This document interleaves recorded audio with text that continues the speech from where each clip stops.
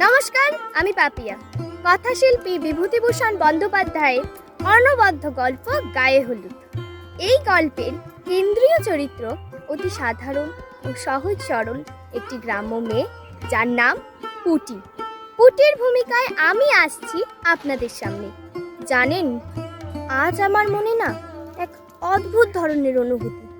সেটা আনন্দও বলা যেতে পারে, আবার ছদ্মবেশী বিষাদও বলা যেতে পারে। সেটা যে কি আমি না পাচ্ছি আপনাদের ভালো করে বলতে, না পাচ্ছি ভালো করে বোঝাতে। আমার এই 12 বছরের ক্ষুদ্র জীবনে এই দিনটা প্রথম এলো, আমার গায়ে হলুদ। হ্যাঁ, ঠিকই বলছি, আমার গায়ে হলুদ।